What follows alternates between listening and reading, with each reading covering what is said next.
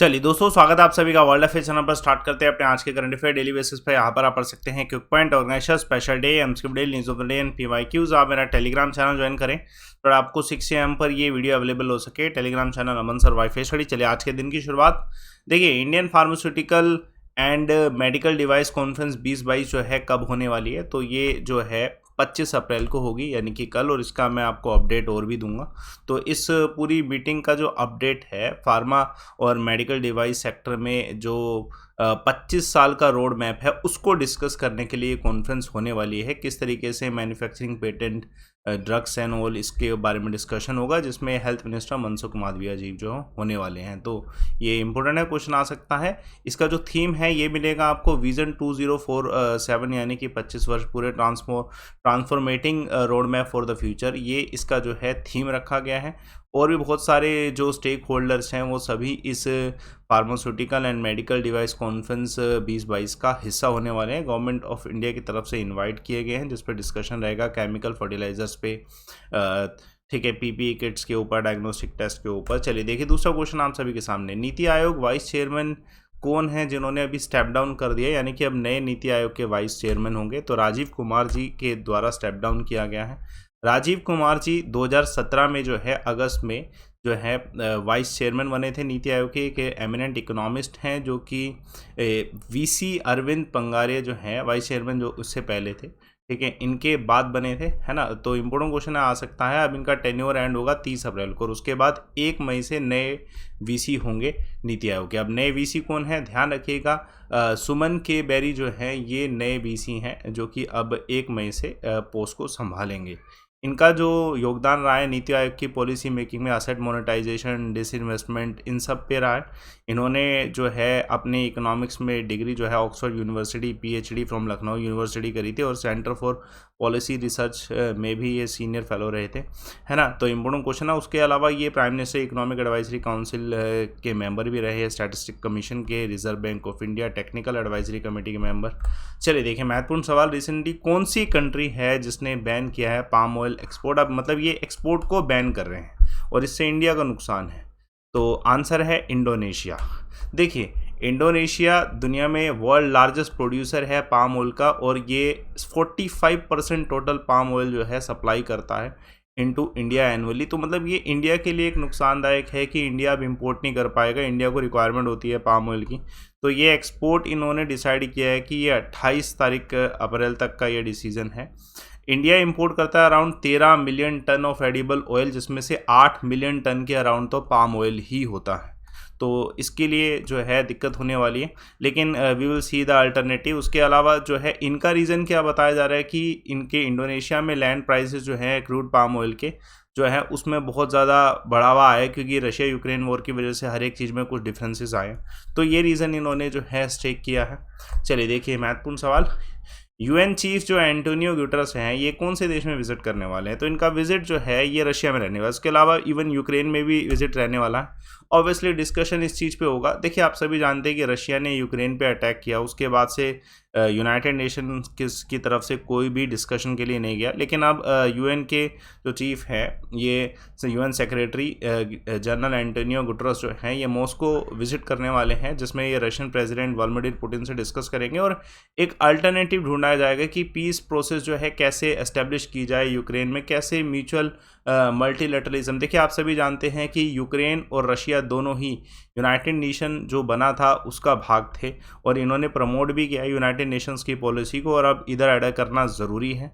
तो इसलिए ये डिस्कशन होगा। इवन यूक्रेन में भी ये विजिट करने वाले हैं। चलिए देखिए एक और क्वेश्चन, हाल फिलहाल में कौन सी ऑर्गेनाइजेशन फेस कर रही है इकोनॉमिक मतलब कौन सी ऑर्गेनाइजेशन है जिसने श्रीलंका को हेल्प करने का कहा है इकोनॉमिक क्राइसिस से बचने के लिए?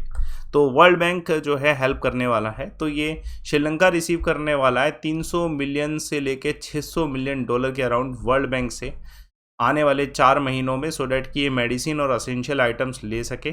और इसके लिए फाइनेंस मिनिस्टर अली साबरी जो है ये वॉशिंगटन गए, सो डैट नेगोशिएट कर सके जो रेस्क्यू पैकेज जो आईएमएफ दे रहा है, और इवन वर्ल्ड बैंक ने ये अनाउंसमेंट की है। तो इस पर डिस्कशन हो रहा है। तो बाकी भारत भी इंडिया की हेल्प कर रहा है। आप सभी जानते हैं श्रीलंका बैंकक्रप्टी जो है ऑलमोस्ट हो चुका है। और इंडिया जो है इंडिया ने एग्री किया है कि $500 मिलियन फ्यूल बाय करने के लिए देंगे। उसके अलावा इंडिया $1 बिलियन अराउंड और दे सकता है, ऐसा अनाउंसमेंट भी किया जा चुका है।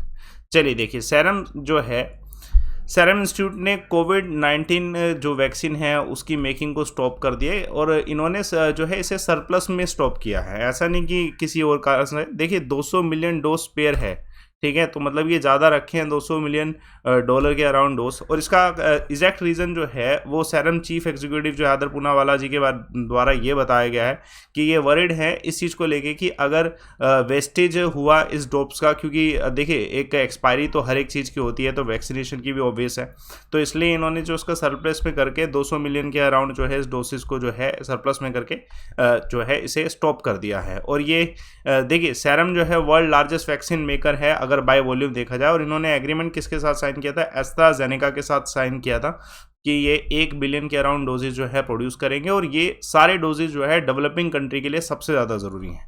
जितनी भी डेवलपिंग कंट्री हैं वो सारे कोविडशील्ड एंड ऑल जो है इन सभी को यूज़ कर रही हैं, तो ये एक तरीके से इंपॉर्टेंट है पूरी इंडिया के लिए और डेवलपिंग कंट्रीज के लिए भी। फॉर्मर क्रिकेट ऑस्ट्रेलियन चेयरमैन जो थे एलन क्रॉम्पटन, इनका निधन हुआ है किस एज में, तो 81 की एज में इनका निधन हुआ है। इनका बहुत योगदान रहा है ऑस्ट्रेलियन क्रिकेट में भी और ऑस्ट्रेलियन क्रिकेट के एडमिनिस्ट्रेशन में भी। तो ये लॉन्ग टर्म क्रिकेट एडमिनिस्ट्रेटर रहे, फॉर्मर क्रिकेट ऑस्ट्रेलियन चेयरमैन रहे एलन क्रॉम्पटन, जिनका निधन 81 की एज में हुआ। तो ये ऑस्ट्रेलिया क्रिकेट बोर्ड के चेयरमैन 1992 से लेकर 1995 तक रहे थे। उसके अलावा इन्होंने क्रिकेट में भी योगदान अपना दिया है, फील्ड पे भी। उसके अलावा जो है ये सेवरल ओकेजन में एज अ टीम मैनेजर भी रहे जब भी ओवरसी टूर रहे थे। तो हमें बस नाम पता होना चाहिए कि नाम क्या है, ठीक है, एलन क्रॉम्पटन, जिनका हाल फिलहाल में निधन हुआ। कितने मैग्नीट्यूड का अर्थक्वेक आया है बोस्निया में, तो ये 5.7 मैग्नीट्यूड का अर्थक्वेक आया है। अच्छी बात ये है कि मैग्नीट्यूड जो है 5.7 है अर्थक्वेक का, लेकिन कोई ऐसा मेजर डैमेज का कोई रिपोर्ट नहीं मिला है, इमीडिएट रिपोर्ट नहीं मिला है। ये जो इम्पैक्ट था जो इस बोस्निया लोकेशन पे आया है, इसके अराउंड 400 किलोमीटर का एपिसेंटर है, जिसके अराउंड बेलग्रेड, ज़ग्रेब और स्कोप्जे जैसे जो फेमस सिटी हैं ये सब आती हैं। तो ये बताया गया। इससे पहले 6.4 मैग्नीट्यूड का अर्थक्वेक जो है 29 दिसंबर 2020 में भी आया था, जो नियर बाय क्रोशनिया कैपिटल है ज़ग्रेब के नियर बाय, जिसमें 7 लोगों की मृत्यु हुई थी। तो ये अपडेट अभी हाल फिलहाल में ही मिला है। तो हमें इस तरीके से क्वेश्चन आ सकता है कि 5.7 मैग्नीट्यूड अर्थ के कहाँ पे आया, तो बोस्निया हमें स्पेसिफिक याद रखना पड़ेगा। इंडिया और बांग्लादेश का जो रेल कनेक्टिविटी प्रोजेक्ट है अग्रताल का, ये कब तक कंप्लीट होगा, दिसंबर 2022 तक। Very important question. ये अग्रताल और अखौरो रेल लिंक है जो कि इंडिया और बांग्लादेश के बीच में प्रोजेक्ट है, और इसको कंप्लीट दिसंबर 2022 तक कर दिया जाएगा। बेनिफिट क्या है, देखिए जो कोलकाता से लेके हम जो अग्रताल की लोकेशन तक जाते हैं उसमें बहुत ज़्यादा समय लग जाता है, लेकिन अब इस रेल कनेक्टिविटी के थ्रू जो है ढाका के बीच में से ये 16 घंटे में पहुंचा देगा, यानी कि 22 घंटे का जो करंट ट्रैवल टाइम है उसको सेव कर लेगा, 16 घंटे में पहुंच जाएंगे। तो ये एक तरीके से अच्छा प्रोजेक्ट है।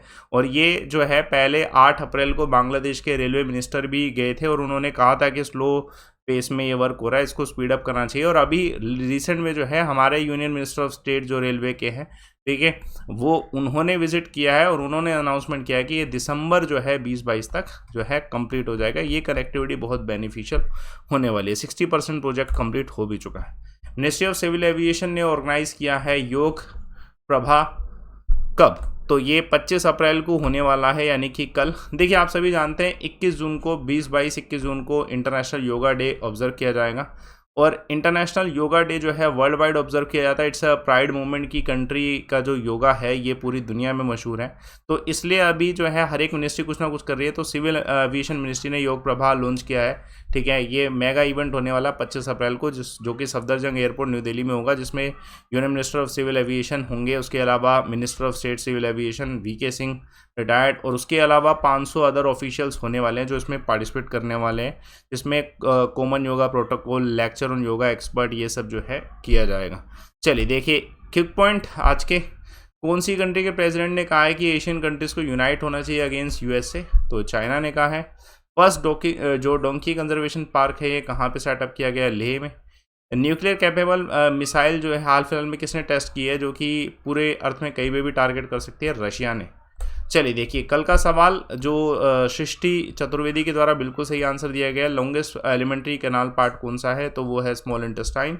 और आज का सवाल, ट्रॉपिकल साइक्लोन्स को चाइना सी में क्या कहते हैं, कमेंट बॉक्स में आंसर दीजिएगा। ये मेरा टेलीग्राम चैनल है, 6 AM पर डेली वीडियो अगर आप देखना चाहते हैं तो आप इस टेलीग्राम चैनल को ज़रूर एक्सेस करें रेगुलर वीडियोस के लिए।